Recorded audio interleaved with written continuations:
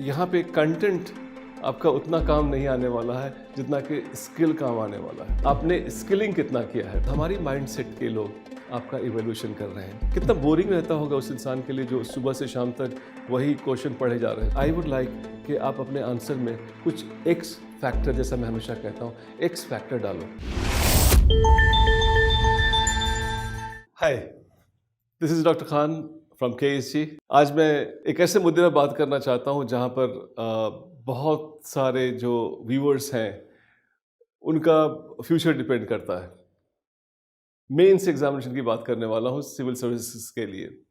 आपको पता है कि जो मार्क्स का डिस्ट्रीब्यूशन है, PT क्वालिफाइंग होता है, इंटरव्यू में मार्क्स होते हैं, बट अगर हम देखें मेंस के कंपैरिजन में तो वहाँ पे ज़्यादा नहीं होता है। तो कौन सी ऐसी चीज़ें हैं जिसे आपको ध्यान देनी चाहिए जिसकी वजह से मेंस में आपके ज़्यादा से ज़्यादा नंबर आ सकें, और things that you should consider और keep in mind for getting good performance in main examination. देखो, मेन एग्जामिनेशन चूँकि ये मेन है इसलिए मेन कहते हैं, और इसके लिए हमें ये चीज़ ध्यान रखनी है कि वहाँ तक पहुँचने से पहले बहुत सारे एफर्ट्स करने पड़ते हैं। बहुत सारे बच्चे जो तैयारी कर रहे हैं उनमें से PT के स्तर पे बहुत सारे बच्चों को किसी वजह या किसी दूसरी फैक्टर की वजह से वो उनको मेंस तक नहीं पहुंच पाते हैं। तो सबसे पहले तो मैं ये बताऊं कि you are a chosen set of people of the country जो मेंस दे रहे हैं। You should be having lot of confidence and pride about your own self. That's the first point that you should begin your preparation with. In fact I would like to tell you, mains में जो examination है उसमें जो सबसे पहली चीज़ आपको ध्यान देने वाली है वो ये कि यहाँ पे कंटेंट आपका उतना काम नहीं आने वाला है जितना कि स्किल काम आने वाला है। When I say skill, I don't mean it's a shortcut. I don't mean that I'm going to give you some silver bullet. I also don't mean that I'm letting you know a backdoor entry to the civil services. There's nothing like that. जो मैं आपको बताना चाहता हूँ, बताने जा रहा हूँ, उसमें कुछ ऐसी चीज़ें हैं जिसकी वजह से मेंस में आपका परफॉर्मेंस बेटर हो सकता है। मेंस से परफॉर्मेंस बेटर करने के लिए सबसे पहली बात तो ये कि आप उसके जो इंटरनल मार्क्स डिस्ट्रीब्यूशन हैं उसके बैलेंस को ध्यान में रखिए। जैसे आपको पता है कि मेंस के अंदर आपके ज़्यादा मार्क्स कहाँ पे हैं। ज़्यादा मार्क्स आपके जनरल स्टडीज़ में हैं। आपको पता है कि कितने मार्क्स आपके ऑप्शनल में आते हैं। आपको ये भी पता है कि कितने मार्क्स का एसे है। तो this all deserve to be given their equal importance depending on the marks that they have got. अब यहाँ पे बिल्कुल मैं ऐसा नहीं कह सकता हूँ कि ऑप्शनल में चूँकि 500 मार्क्स का है और जनरल स्टडीज़ चूँकि 1000 मार्क्स का है तो half the effort should go for your optional. नहीं, वहाँ पे बेटा एक आपको इनपुट आउटपुट रेशियो डिसाइड करनी है। आपको ये देखना है कि इसमें मैं अगर मेहनत कर लूँ तो कितना मुझे वापस मिलेगा, एंड कौन से एरियाज़ को मैं कंसोलिडेट बेटर कर सकता हूँ। एक चीज़ जो यहाँ पे अक्सर लोग नेगलेक्ट कर देते हैं, ऐसे हर बार लोगों को लगता है कि ऐसे तो हमने लाइफ में बहुत लिख रखे हैं, कौन से टॉपिक आएगा पता नहीं है। आजकल वैसे भी UPSC बहुत सारे फिलोसफिकल टॉपिक्स पूछते हैं, तो I will produce the essay there itself with the knowledge of general studies that we have got. This becomes imbalance. और यकीन मानो बहुत आसान है आपको 20-25 मार्क्स का डिफरेंस पैदा कर देना एसे में ही, और एसे में अगर 20-25 मार्क्स का आप डिफरेंस पैदा कर देते हैं बाकी दूसरे कैंडिडेट से तो आपका प्रिपरेशन कहीं से कहीं जा सकता है। इतना ही मार्क्स अगर आप डिफरेंस पैदा कर दें ऑप्शनल में तो आपका मार्क्स कहीं से कहीं जा सकता है। अब इसके बाद आती है जनरल स्टडीज़ की बारी। जनरल स्टडीज़ में भी आपके जो 4 पेपर्स हैं उनमें भी आपको देखना होगा कि आपका इनपुट आउटपुट रेशियो क्या हो सकता है। तो 2 जगह मैं बात कर रहा हूँ यहाँ पे। एक तो मैं इंटर सेगमेंट की बात कर रहा हूँ और दूसरा मैं बात कर रहा हूँ इंट्रा सेगमेंट। अब इंट्रा सेगमेंट GS के अलग अलग पोर्शन हैं। जैसे फर्स्ट कर लो आप एक्लेक्टिक कंपोनेंट्स हैं पेपर 3 में, पेपर 4 में थोड़ी होमोजेनिटी है, पेपर 1 में डाइवर्सिटी है, और पेपर 2 में थोड़ी कंसंट्रेशन है। तो उनमें कौन सी चीज़ें ज़रूरत है, कैसे आप उसको अप्रोच करो कि इनमें आपके ज़्यादा मार्क्स आ जाएं, वो चीज़ आपको ध्यान रखनी है, उनको डेवलप करना है। मेंस में एक चीज़ और मैं आपको बताना चाहूँगा कि अपने स्ट्रेंथ को पहचान करके शुरू में उनको कंसोलिडेट करने की ज़रूरत है। हाँ, लेकिन it should not be at the cost of something which you are just ignoring, किसी चीज़ को आप ध्यान ही नहीं दे रहे हैं, वो भी नहीं होनी चाहिए। बैलेंस ज़रूर चाहिए। बैलेंस का मतलब है कि intra subject and inter subject दोनों में ही बैलेंस हो तो ज़्यादा अच्छा रहता है। इसके अलावा एक और चीज़ मेंस में लोग इग्नोर कर देते हैं, एंड वो है क्वालिफाइंग पेपर। मेंस में आपको ज़रूर ध्यान रखना है कि आपके जो क्वालिफाइंग पेपर है इंग्लिश और साथ का कोई और एक लैंग्वेज पेपर है, उसको आप इग्नोर ना करें। उसके लिए थोड़ी बहुत पहले से तैयारी कर लें, and if you have prepared for that, I am sure you could possibly clear that easily, but do not take it very lightly. Coming out of it, then I take you slightly deeper into the segment of answer writing. कई बार जैसे मैंने बताया आपको कि जब PT का exam हो रहा होता है, उस समय बच्चे बैठे होते हैं, तो कोई स्टूडेंट यहाँ होता है, कोई स्टूडेंट यहाँ होता है, दो स्टूडेंट के बीच में गैप बहुत ज़्यादा होता है।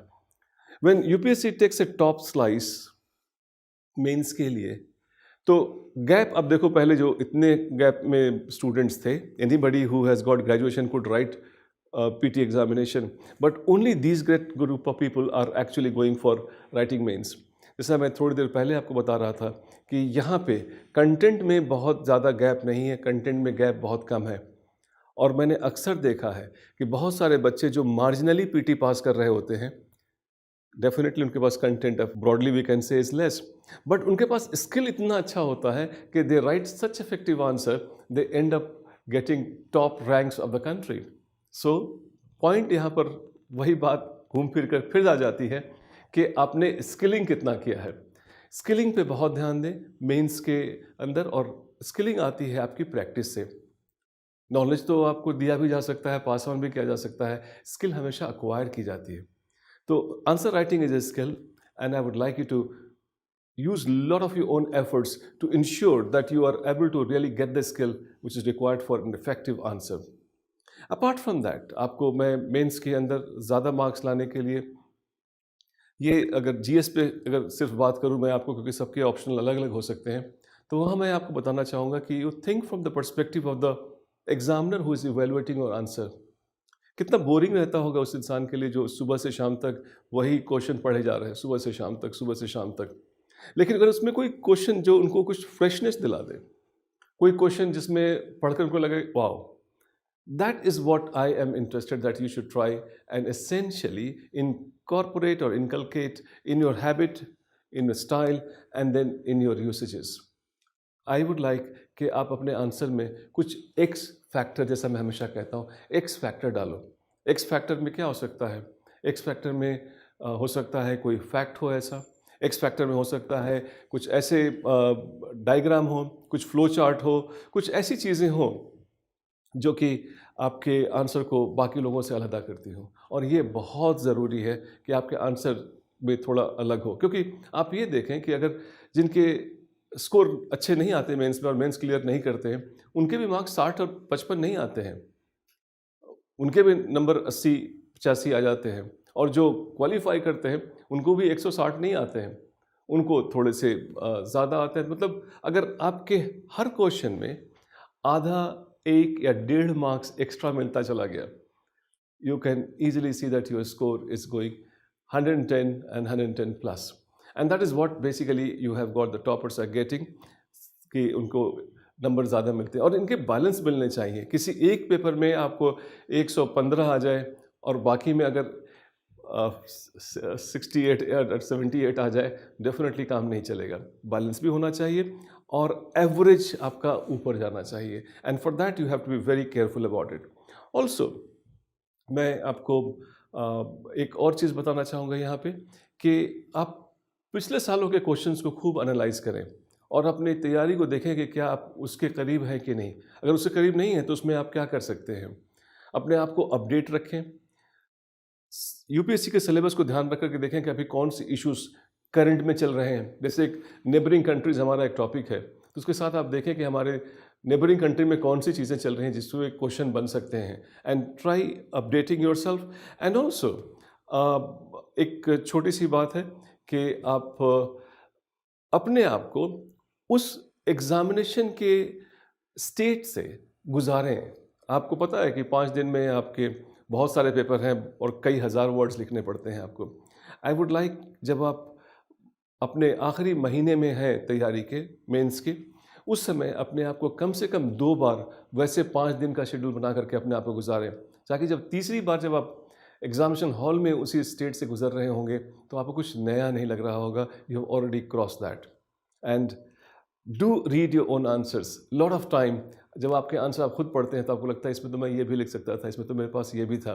And I think I would like you to recommend, try getting hold of somebody of my generation to get your answer evaluated। कोई सीनियर प्रोफेसर हो या कुछ ऐसे लोग हों, उनसे अपने आंसर को ज़रूर दिखा दें, बिकॉज हमारी माइंड सेट के लोग आपका इवेल्यूएशन कर रहे हैं। If you want to really have a clear idea as to how others are perceiving, get down to my generation and then get it evaluated from them.